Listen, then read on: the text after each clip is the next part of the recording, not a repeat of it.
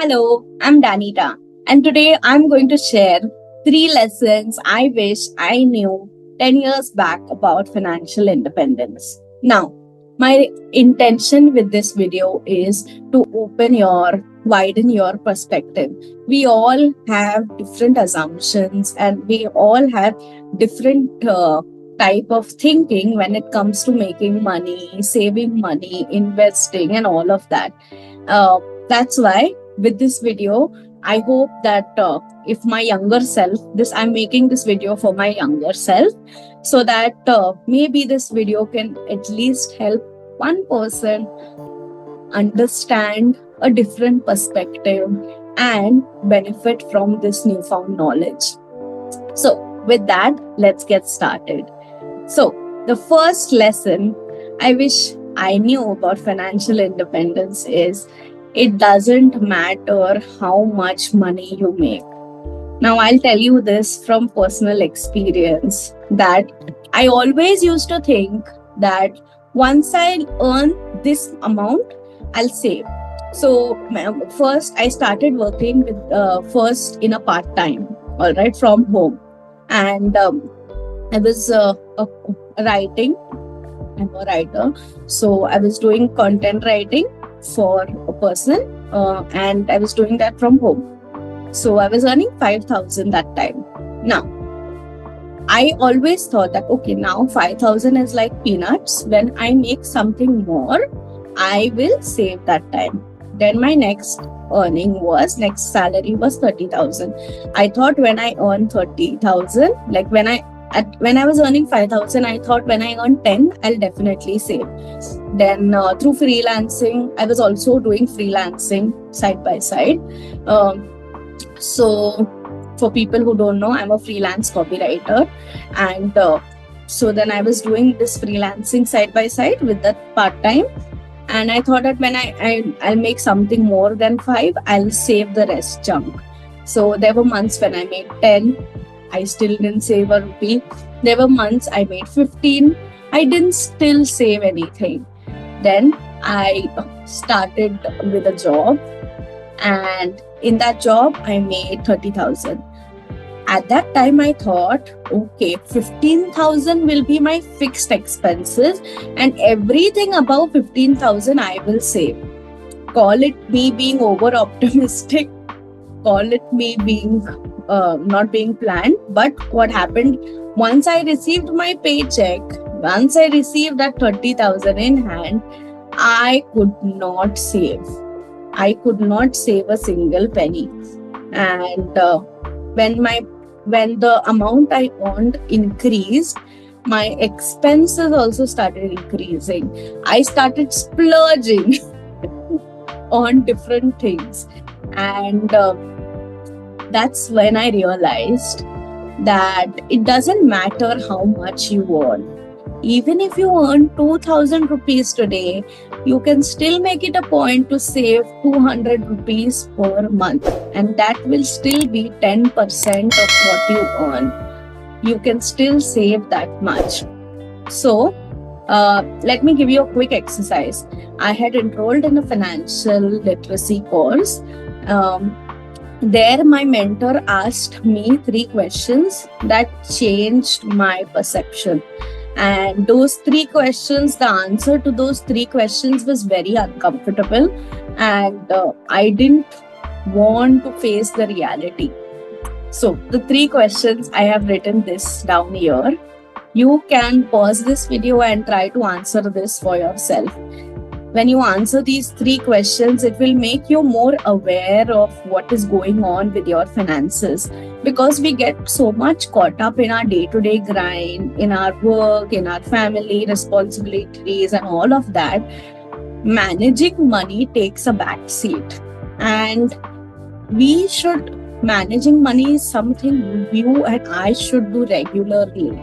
If we want to become wealthy, if we want to reach at a certain level, we want to attain financial independence, we ought to know our numbers, what we are making, how much we are spending, how much we are saving. We ought to know that.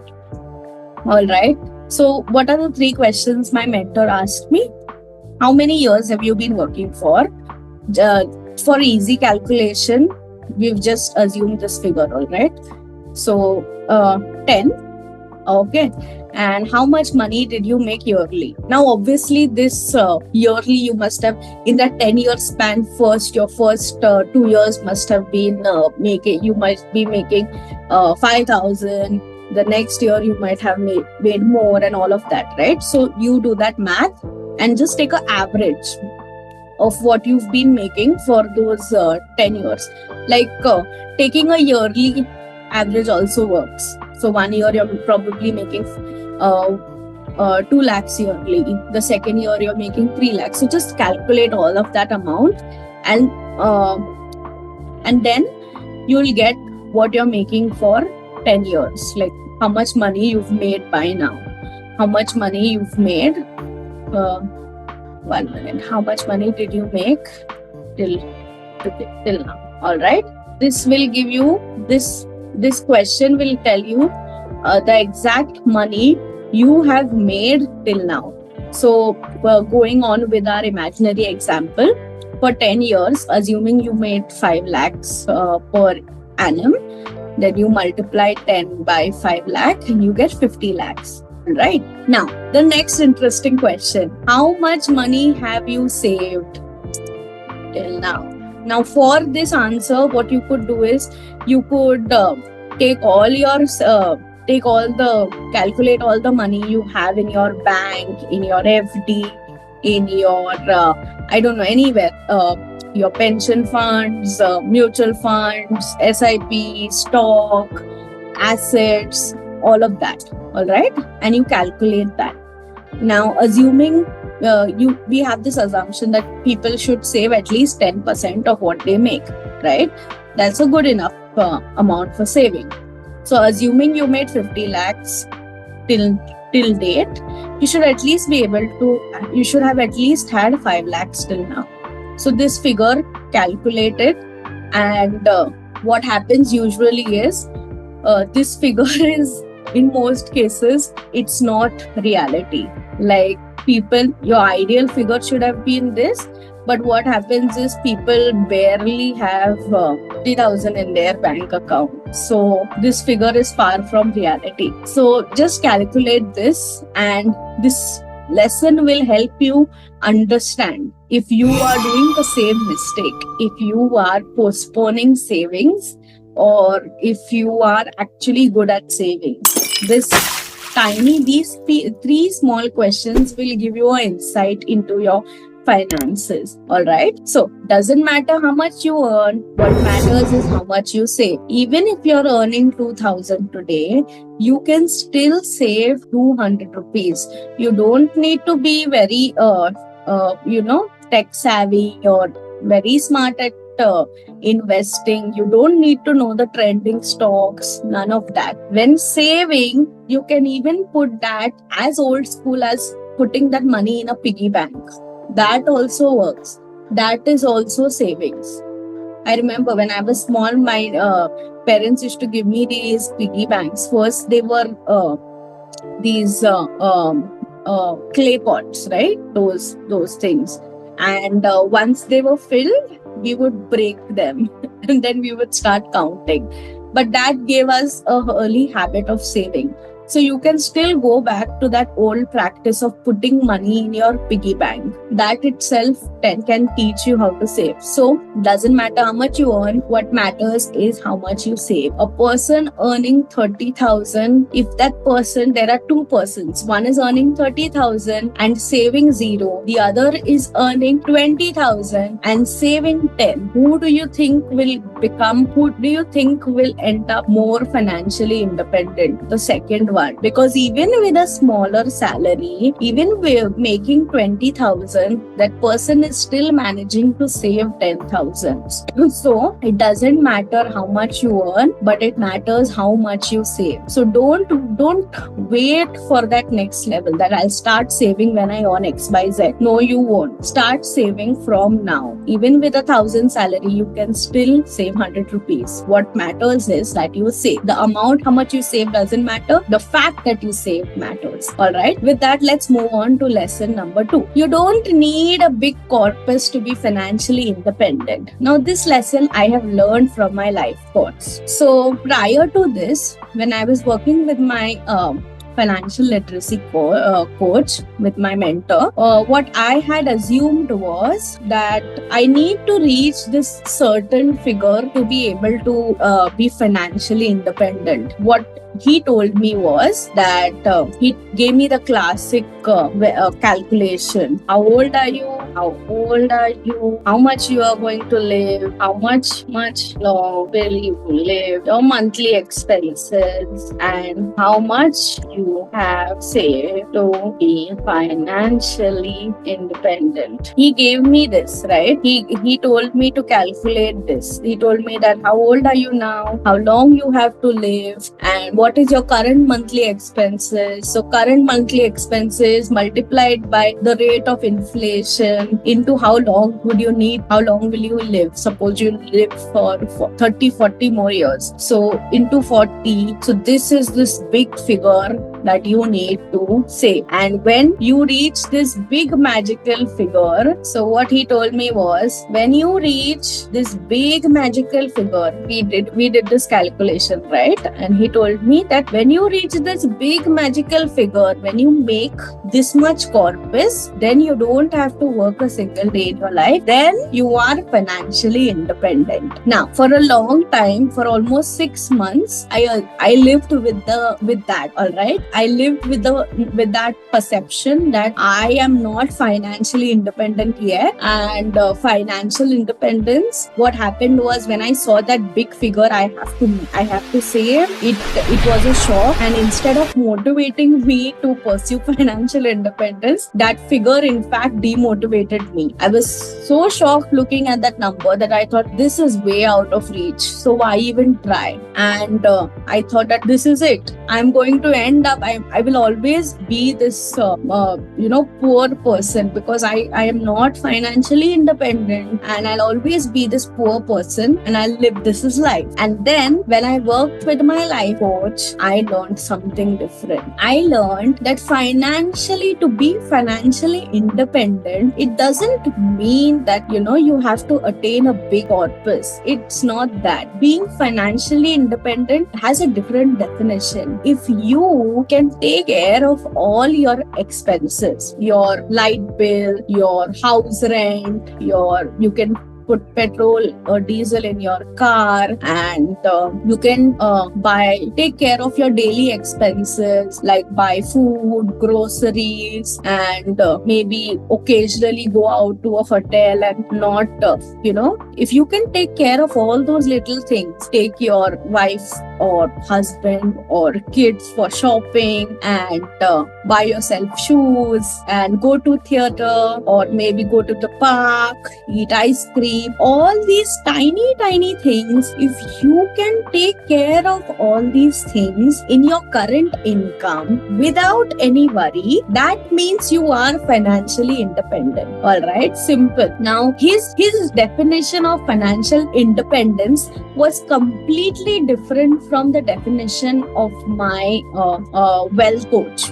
My wealth coach was a financial advisor. He was a CA, okay? And his was very factually correct. I can't deny with that. But when I was listening to that CA, my mentor, my financial literacy mentor, when I was listening to his definition of financial literacy, it was scary, and it didn't make me feel good. In fact, instead of making me feel like I'm on the right track and motivating me to save, that definition made me really scared. I felt like I should just quit this endeavor of even trying, because this magical number is out of reach and I'm not going to get there no matter what. He gave me this random big figure that you have to save this 7-digit figure yearly or monthly or something. I don't remember. So yeah, that was a 6-digit figure that you have to save this amount monthly. And I thought, at this pace, I'm never going to be financially independent. I will always be poor. And that made me scared and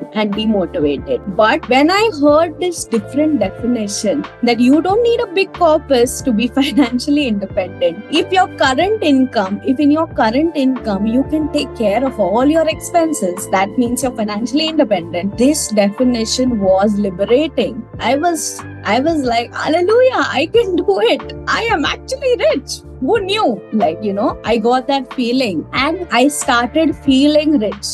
Earlier when I was working with my financial mentor, with that guy, with my CA, I felt poor and scared. But when I started working with my life coach, his version made me feel richer. So you don't need a big corpus to be financially independent. All right. Now let's move on to lesson number 3. The ultimate goal is never not to work. That will be boring. The ultimate goal is to work on the things you love, because all your expenses are being taken care of. I want to show you this. I always thought that the ultimate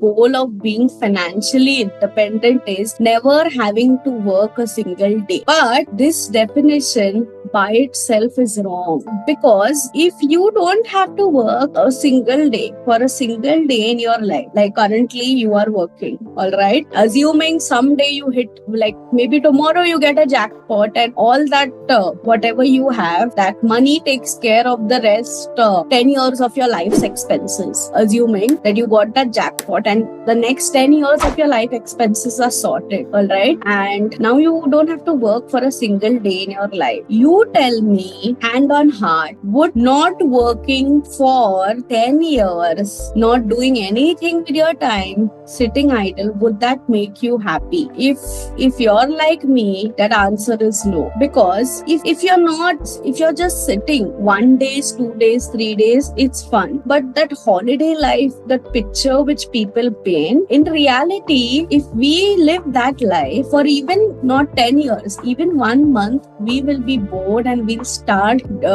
destructing ourselves. We'll start destroying, adopting bad habits, and we'll go in a negative spiral. So the ultimate goal of being financially independent, of making enough money that you don't have to, all your monthly expenses are taken care of, building that corpus. The ultimate goal of that is not to relax, is not the ultimate goal. The ultimate goal of being able to make that much money, the ultimate goal of being financially independent and having that much having your monthly expenses taken care of, is so that you can spend your time working on the things that really matter, working on projects that really make you happy. Imagine this: you're financially independent, your life's next 40 years expenses, all of them are taken care, all right? Your monthly expenses, you've accumulated enough corpus, and that corpus itself is paying you your monthly dividend and all. So for the next 40 years of your life, all your life expenses are taken care of. Now your goal is not to sit and relax. I have this strong conviction, I have the strong belief that each of us has been blessed with a gift, certain gift, that ultimately the purpose of this gift that we are blessed with is to serve others. All right. So with that, I believe that for me, I'll tell you my example. If I have got that much money, I have built my magical big corpus, and all my life expenses are taken care of. The ultimate goal is not sitting at home or just going and living like every day is a holiday. That will seriously be boring, because if you're like me, work makes you happy. Work fulfills you and satisfies you. So The ultimate goal is to work on things that make you happy. For me, creating videos like this, expressing my desires, aspirations, sharing my perceptions, video ideas, that makes me happy. So the ultimate goal of being financially independent is working on things that make you happy. And when you work on things that make you happy, you are in fact serving the world with your unique gifts and skills that God has blessed you with. So that's a wrap. I hope today's video was able to give you a different insight. We all have these perceptions. I have learned this after in 5-6 years. In this 5-6 years of journey, I have learned this. I have changed my first. I used to think the purpose of being rich is not having to work a single day in my life. But with time, I realized that not having to work will be boring, right? What will you do? And then slowly my perception started changing. So I hope these 3 lessons are able to give you a deeper insight, a different insight, and these lessons will serve you well. With that, if you have any thoughts, you want to share anything, I would love to know. I read all the comments. So if you like this video, hit that like button. If you don't like this video, whatever I said, if you think that, it's not good, hit the dislike button. I want to know and improve. And either you hit the like button or dislike button, please give me your feedback so that I can improve and grow. With that, see you again in another video. Bye-bye.